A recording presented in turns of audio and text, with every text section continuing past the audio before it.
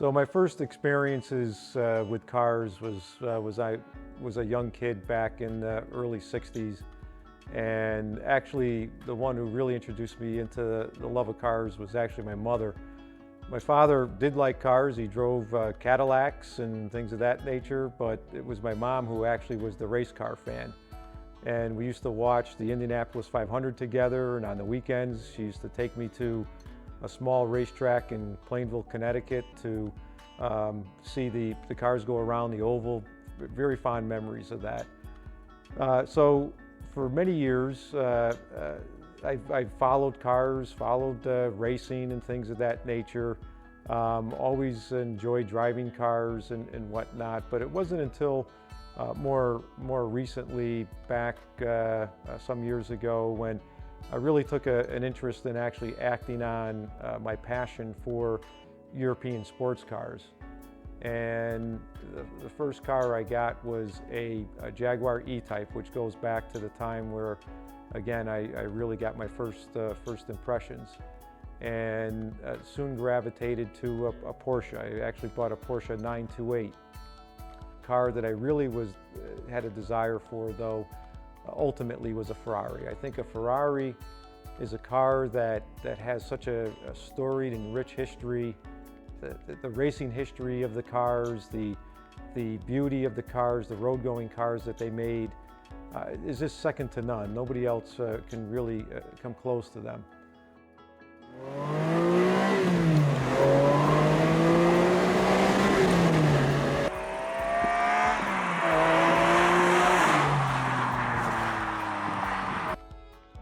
So I did a lot of research, and I was looking for, again, a particular Ferrari, and the one that I really settled on was the 456 GT.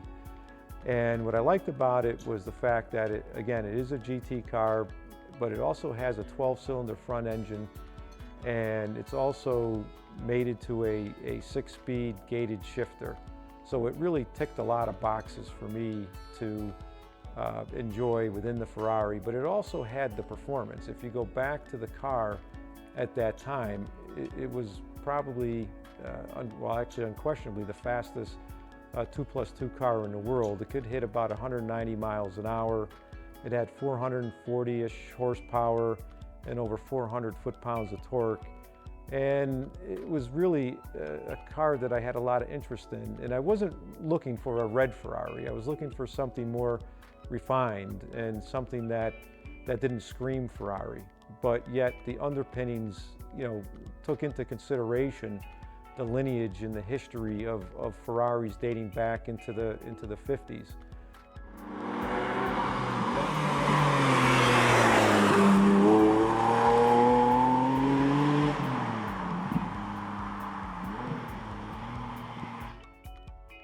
Very few were made. I think it's somewhere in the neighborhood of about 1,500 456 GTs were actually made. That's the 6-speed manual version. So all in all, it's still a fairly rare vehicle. In addition to that, the 95 or the 456 GT was the first car to utilize the new Ferrari V12 engine, the 65-degree engine, which the 65-degree V12 is also utilized in the Ferrari 250 GTO as well. They years later went to the flat 12, but the 456 was the first time they moved to the V12 with the same 65-degree angle as the 250 GTO. Very amazing engine, and as Enzo Ferrari said many years ago, he says, "We're really selling you the engine, we throw the rest of the car in for free." And I think that's clearly true, that the engine is a complete marvel, and it's absolutely a wonderful, wonderful thing.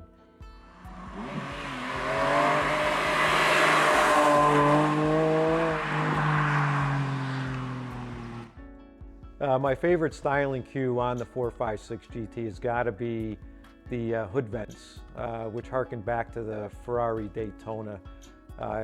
It's clearly a styling cue which they lifted directly from the car, and which again links the 456 GT, back to Ferraris of the past. And so to me, that's got to be the most beautiful, compelling styling cue on the car.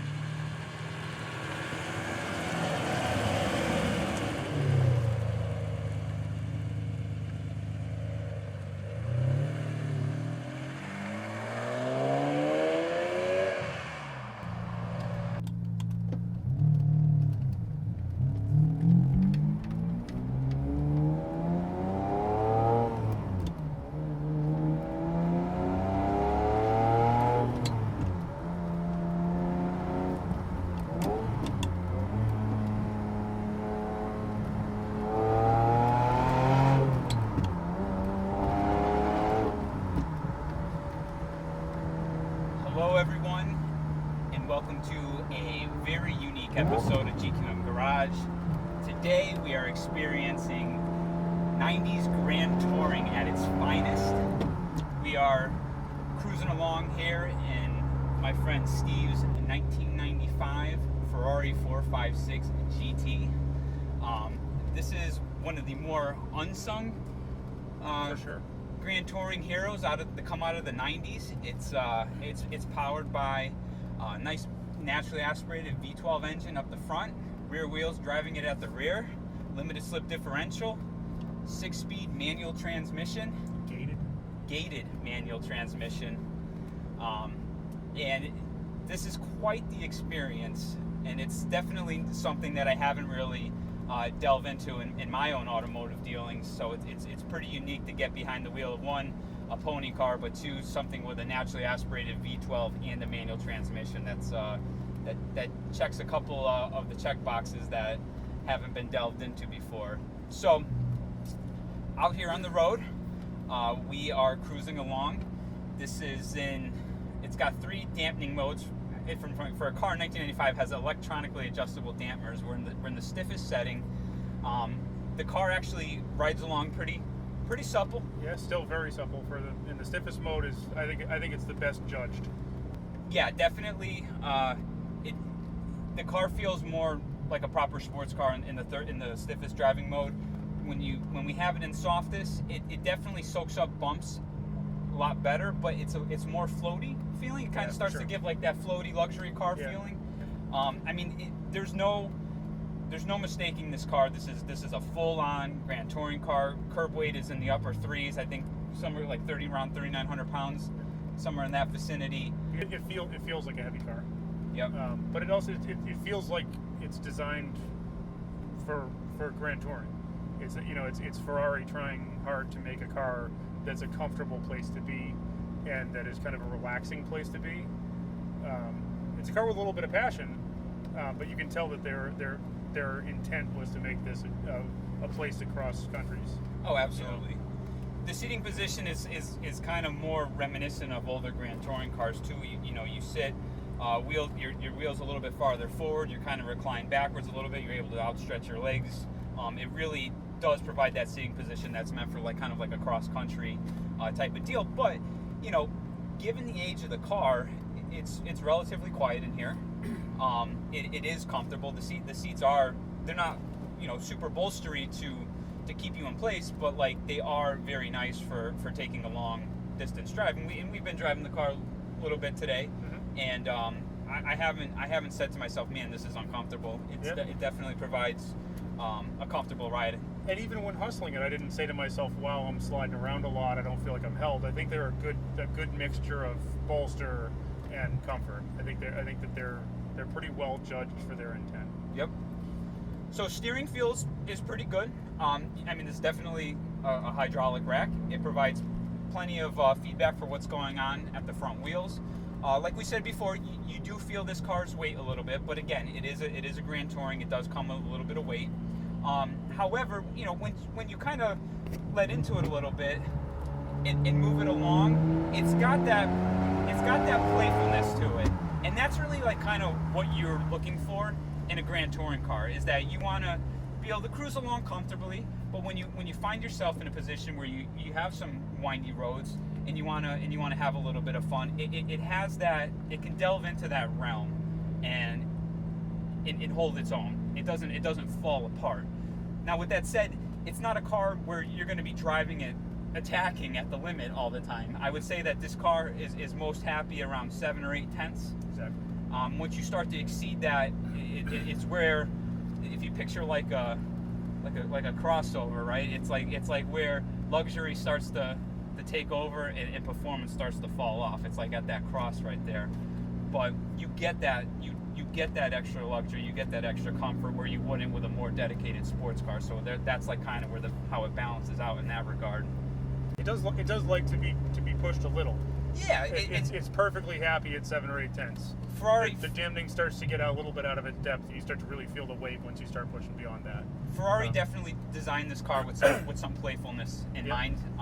I think the majority of the production was automatic gearboxes, but this is a very rare. I think it's one of 500 that was produced with a manual gearbox. So that's 6-speed as well. Yeah. And it's a 6-speed. The gearing is long though for a 6-speed. Right now this is 3rd gear at a little over 40 miles an hour, and I'm at 2,500 RPM. So even 2nd gear winds out pretty far. Engine's very broad though. I mean, you can basically at any RPM you can put your foot down and it will accelerate in a pretty spirited fashion. Absolutely. I'm gonna let this guy go ahead a little bit. We'll just do a little demonstration here. So 2nd gear, you get a nice positive engagement and a click, just like any proper gated manual should. So 2nd gear here, we're just gonna roll into it gently. You really feel that torque pick up, and it just accumulates speed at a very broad pace. I mean, it really has strong mid-range, and you can feel as you kind of start to get in the upper rev range, the engine starts to taper off a little bit, but they probably did that more to provide the comfort and and just not make the engine as loud or as jarring, because I think the intent for this was to drive comfortably. Yeah, they wanted effortless overtaking. Overtaking.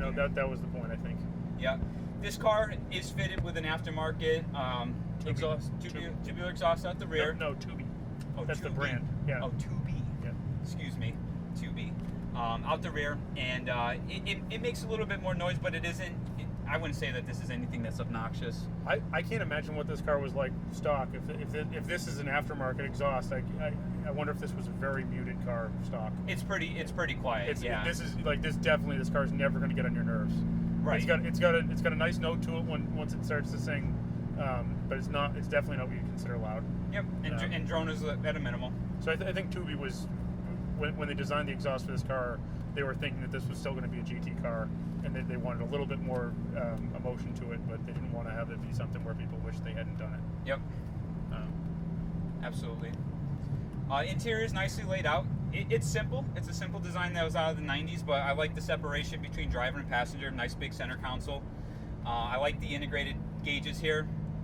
You have everything that you need: fuel, oil pressure, oil temperature, water temperature, and it even has a clock. Although the clock's a little bit hard to see from this side of the view. That's why you need your co-driver to tell you what time it is. Yeah. So I'm going to turn around here. I don't know. The turning radius is kind of large in this car, so we may actually have to make this a K-turn. Just squeaks by.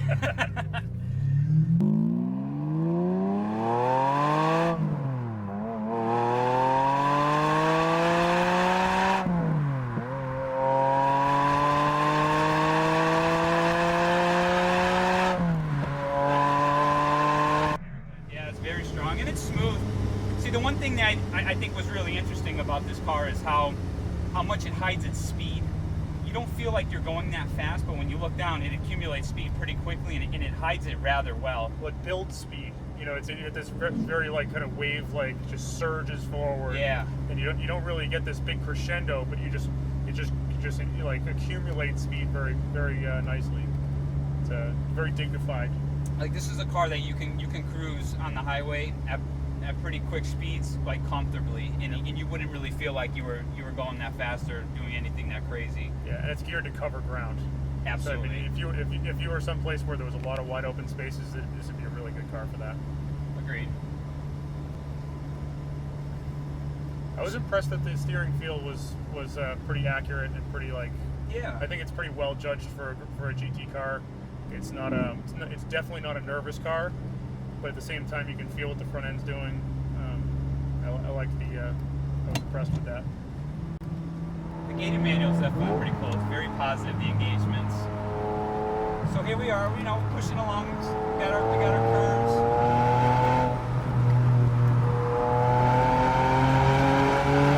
It hunkers down. It takes a stance in the corners, and it feels positive. Pedals are placed well for nice heel toe downshifts. The brake, I noticed the brake pedal is actually quite large on this. It's bigger than what I'm used to on more pedestrian cars. It's almost like an automatic sized brake pedal. Maybe they wanted to use the same part number. You got plenty of real estate, yeah. It's small production, Yeah.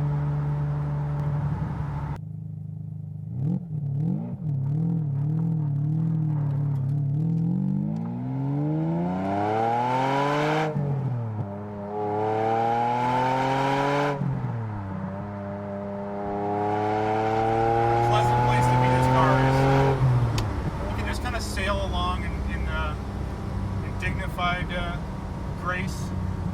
It's got a real nice ride quality to it. It's not a place where you feel like you have to really work real hard for the speed.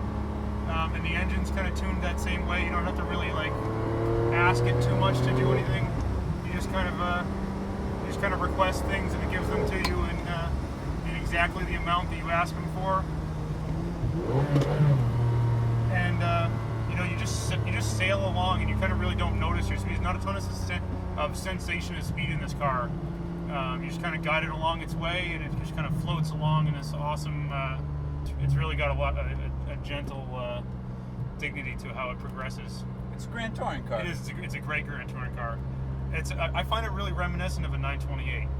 It's got kind of a very similar feel to it, and it really is. It's just for flying across continents, and that's better. It's got plenty of legroom.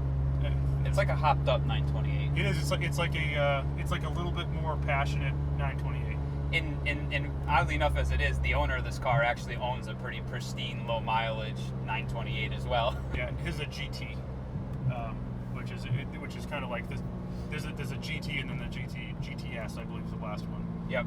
So a 330 horse in the GT. Yep, somewhere around there. Yeah. So pretty cool car, and that's a stick. This is a stick too. So maybe manual transmission. We'll be reviewing that later on, and so it'd be cool to get how the Germans do it. The Germans versus the Italians. Yeah, he's really big on late 80s, early 90s, big Grand Touring cars. Yep. And that's cool. I think that's neat because like everybody as like an automotive enthusiast, we all kind of have our things that we gravitate more towards, and his deal is he just likes Grand Touring cars, and that's pretty cool. Driving them makes me feel like the lack of Grand Touring car in my life. Yeah, I mean, it's a place that you can really feel classy. Oh yeah. It's you don't get out of your time attack car and go to dinner, right? Which is kind of like my style is always like, got it, weight reduction, bro, and so you get this car that's like exactly the antithesis of that. It's like, weight be damned, let's be comfortable and classy and like, be able to do everything in dignity and style. Yeah, I mean, I think that summed it up pretty well. It's like you don't want to hop into your sports car and like go out to dinner in it. You'd rather have something a little bit more like this, a little bit more supple, comfortable, quiet. Yeah, I feel that. I mean, I try to cross that bridge a little bit with my Z4M. that's like kind of what fulfills that role for me. It errs more on the side of sports car than Grand Touring than this, but because it's a little bit heavier, because it's got a big engine in front of it, big long hood, it has that Grand Touring-esque feel, but in like a smaller package. So that works for me in that regard. I think the V12 is a great fit for it. Yeah, well, V12s are. I think as an automotive enthusiast, owning something V12 is like one of the. Yeah, it's one of the those boxes that you just want to check off. Yeah, it's one of the goals. I love multiples of 6. I'm a straight 6 guy. Yeah. And I think the 12 is just that only cooler. You know, very smooth, very linear power output. Nice. This car really just it's the mid range and the low end that kind of. Well, I shouldn't even say the low end because of the way it's geared. It's not. It doesn't like just take off at like lower RPM, but like in the mid range is like really where this engine kind of comes into its own, you know. But even just chilling along, this car is really a good place to be. It feels like just a nice, relaxing place to have a conversation with a friend, and like at the same time have some sporting pretense. And you know, it's a good. I like the GT life. This car kind of convinced me that I need a little bit more. It's nice to have something different. Yep. You know. Yep. And like when you talk about GTs, it's like what. Without spending a tremendous amount of money, it's like really what do you gravitate towards, you know? Like being a normal car guy who's got a normal car guy budget. It's like where do you really, you know, extend the realm? You know, stuff like this. If you want a manual, you're going to pay a little bit more, because let's face it, with the manual transmission dying, with naturally aspirated engines dying, stuff like cars like this that combine those elements are always going to have a value. For sure. Yeah, and as you know, as these cars get a little bit more scarce on the ground, and as they get older, it's going to be difficult to come up with a nice manual transmission old Ferrari. I mean, these cars are kind of going nuts in terms of pricing, and so it's cool that Steve got a hold of one. It's a nice thing. Yeah, he said it took a while for him to track this down, especially in this color combo, and it definitely yeah, I took think a this is while. for me. This would be the desirable color combo. This is the peanut butter leather with the black. I don't know what they refer to this color of leather. I think the black exterior really makes this car too. Yeah, yeah, it's just classy. Yeah, versus red. You know, red's kind of common. Yeah, it's kind of the go-to Ferrari color, but at the same time, I don't feel like it's a GT color. Yeah, You know, I feel like this is like stealthy. This car works well in the black. It looks like a tuxedo, like a sporty tuxedo or something. Yeah. Like, I pictured, you know, in we were talking about Living Daylights. James Bond's got this tuxedo that he like folds the collar over and it turns into like a stealth sniper vest. Like this is kind of that car, you know. This is kind of like it can go out to dinner, but it can also just like take you out from some top of some building. And I like sitting here now as this getting a little bit dark out. All the backlighting on the gauges is green, and as a '90s kid, the green backlighting just like it's period. Oh, absolutely. And I think it's just right. Yep. No, it's pretty good. Everything's well lit. You can read everything, especially, you know. Yeah. It's all legible. So yeah, it's a good place to be. I like this car. Very good. Very good car, Steve. Yeah, big thanks, Steve. Well, thanks for letting us sample it, and it's been an enjoyable day. Absolutely. All right, guys, that's it for this one. Till next time. Done.